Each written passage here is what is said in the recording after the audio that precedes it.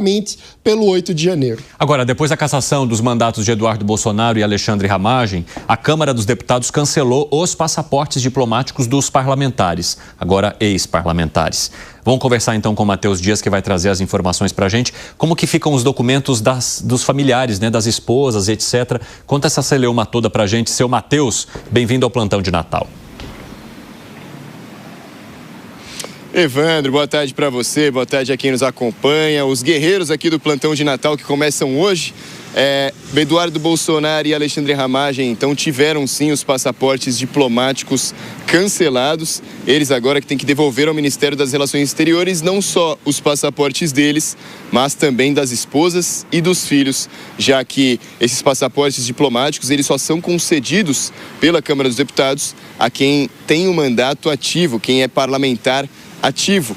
E no caso de Eduardo e de Ramagem, os dois com os mandatos então cassados, né? No dia seguinte dessa decisão, inclusive, os passaportes deles foram retirados então.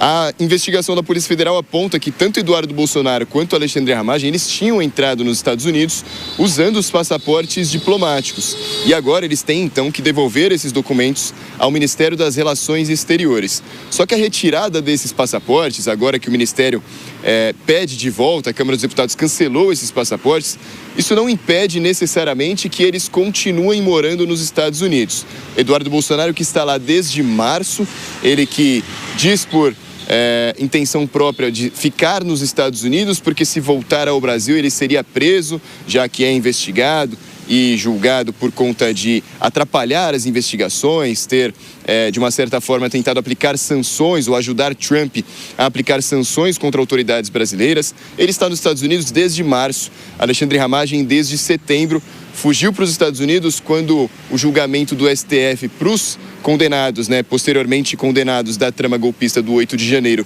de 2023, no meio desse processo todo, Alexandre Ramagem foi para os Estados Unidos e está lá até então, ambos considerados foragidos, mas a retirada desse passaporte não impede que eles continuem lá, mas pode acabar interferindo em viagens internacionais. Sair dos Estados Unidos e voltar, como Eduardo Bolsonaro fez algumas vezes esse ano, inclusive recentemente, no que ele foi para Israel e se encontrou com o primeiro-ministro israelense Benjamin Netanyahu.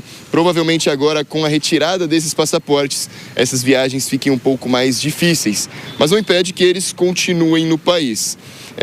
Agora, Alexandre Ramagem, então, que é condenado a 16 anos de prisão pela tentativa de golpe do 8 de janeiro de 2023, junto com Eduardo Bolsonaro, estão sem o passaporte, mandatos cassados e continuam nos Estados Unidos sendo considerados, até então, foragidos, né, Evandro?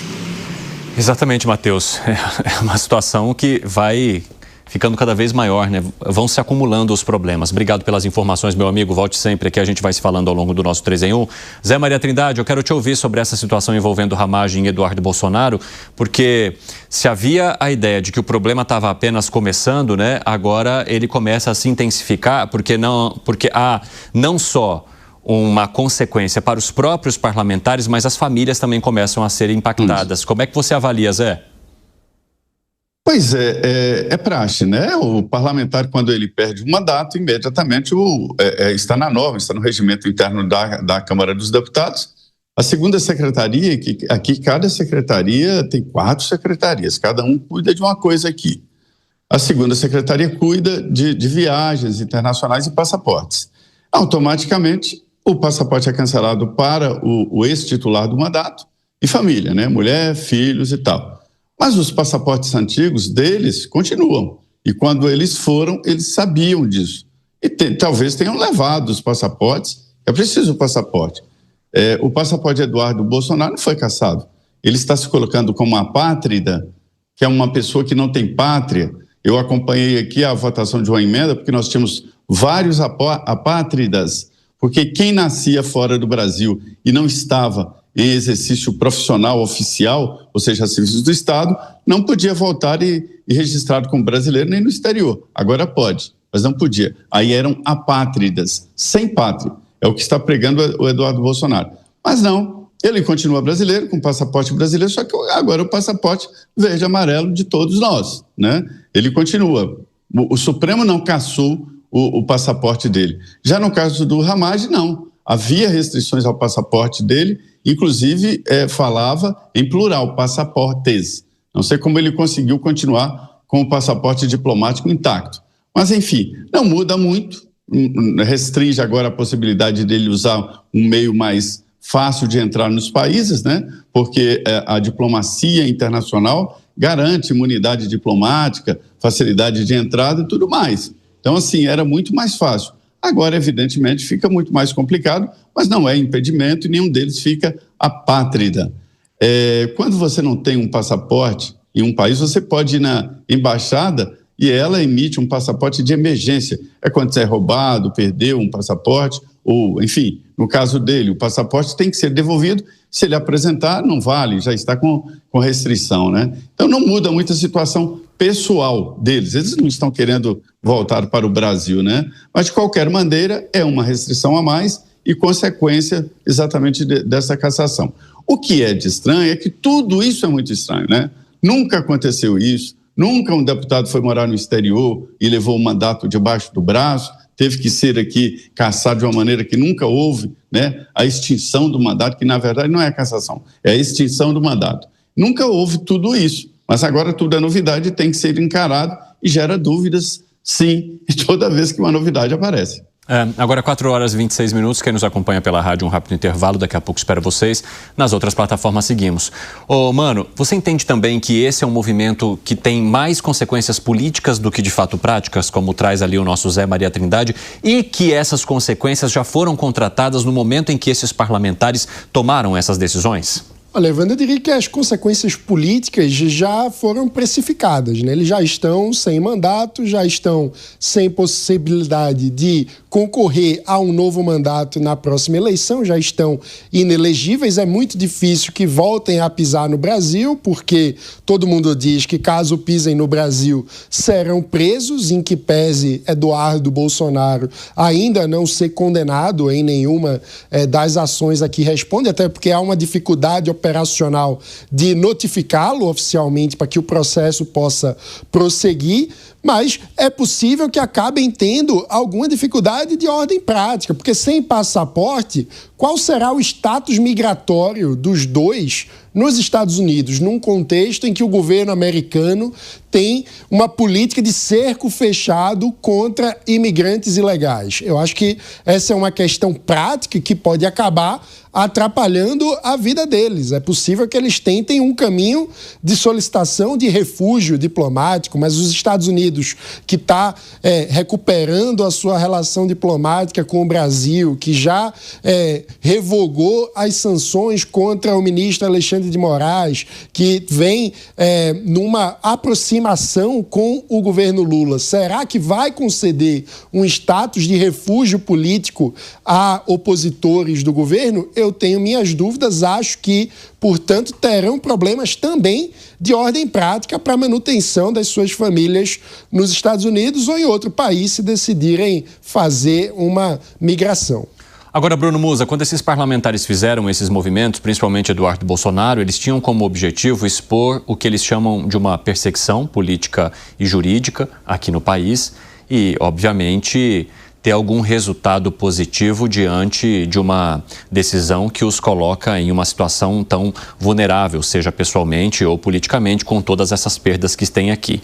Você entende que eles obtiveram, que eles tiveram aquilo que eles esperavam no momento em que tomaram essa decisão? Eu vou simplificar a pergunta. Está valendo a pena todo esse movimento? Evandro, valer a pena é um tema bastante subjetivo e relativo a cada um, né? Para uns, por exemplo, no meu caso, eu considero que valores, eles não Musa, são... eu vou ter que recuperar aqui porque seu áudio não está muito bom, não. A gente não está conseguindo te ouvir direito. Zé, então eu quero perguntar para você. Você acha que esse movimento está valendo a pena? Acho que não, só teve prejuízos. Quem conversa aqui no dia a dia vê até aliados do Eduardo Bolsonaro dizendo que foi um erro muito grande, que em certo momento devolveu à esquerda a possibilidade de usar a bandeira nacional, as cores nacionais, a defesa do país, ou seja, essa tal autonomia que não existe aqui, né? E o Eduardo Bolsonaro mudou o contexto da oposição. Só o PL ali mais arraigado é que ficou a favor E veja bem, já houve casos anteriores, como Jean Willis, por exemplo, que se sentiu ameaçado, não se sentiu bem aqui no Brasil, ele simplesmente renunciou e foi morar na Espanha como um cidadão comum, deixou um mandato aqui. O Eduardo Bolsonaro, ele caiu numa armadilha muito grande. Ele, além de levar o mandato, ele tentou usar a proximidade dele com o governo do presidente Donald Trump, e eu, naquela época, eu conversei com representantes da Embaixada dos Estados Unidos aqui, e ele dizia, olha, mandar no governo, decidir sobre o governo, não, mas seria inocência dizer que ele não tem proximidade com o governo Trump. E demonstrou ter, sim, proximidade com o governo Trump. Tanto é que aplicou sanções ao Brasil e a ministros do Supremo Tribunal Federal. Não foi só sobre Alexandre de Moraes. E aí acabou colando nele a ideia de que ele estava no exterior lutando contra o Brasil. Isso não pegou bem, né? Deu discurso para a esquerda. Então, não foi um bom resultado e não está sendo um bom resultado. Fala, mano. Na minha visão, sempre foi um tiro no pé do ponto de vista de alguém que deseja ter um projeto de país. A única explicação, ao meu ver, de todas essas movimentações são um desejo de manutenção da liderança bolsonarista no campo antipetista.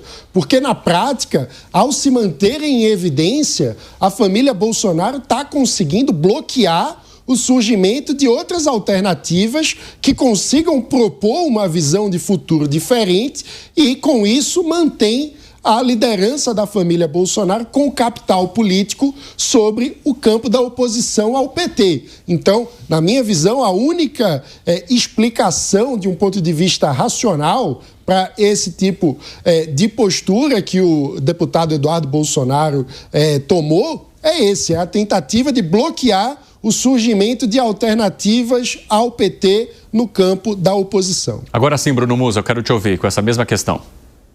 Vamos lá, o que eu estava falando é que, no geral, para muitos, valores não são negociáveis. Mas como nós estamos falando no campo da política, isso, infelizmente, não é uma realidade na grande parte. Então, se olharmos os resultados práticos da política, eu concordo com o que foi colocado aqui pelos meus colegas. Não acho que tenha sido eficiente ou que o resultado prático tenha sido alcançado como um todo.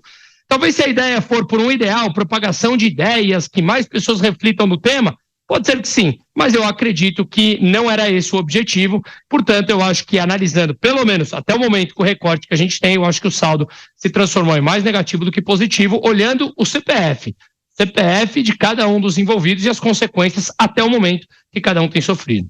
Agora, uma questão também, Mano Ferreira, que a gente precisa trazer para esse debate são os motivos que os fizeram ir para aquele país. E no caso do Eduardo Bolsonaro, tinha muito a ver com uma tentativa de obter um apoio dos Estados Unidos e que ele até achou que aconteceu quando apareceram as sanções.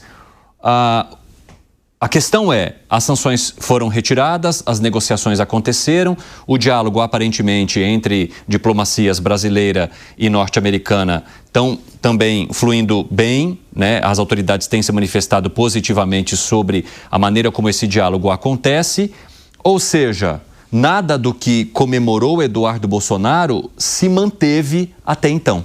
Pois é, Cine, eu também recupero que quando Eduardo saiu do Brasil, naquele contexto, ele vinha pleiteando assumir a posição de presidente da Comissão de Relações Exteriores da Câmara dos Deputados, que foi na negociação da composição da eleição de Hugo Mota, um cargo que foi conquistado pelo PL, o partido dele. Contudo, ele não conseguiu ter a indicação do próprio partido para que fosse ele o presidente da Comissão de Relações Exteriores. Porque naquele contexto, lá atrás, o que se dizia é que ele queria usar a presidência da Comissão de Relações Exteriores para fazer essa articulação de Bolsonaro com o exterior, sobretudo com os Estados Unidos. E aí, ao não conseguir a indicação do seu próprio partido, ele viajou para os Estados Unidos e adotou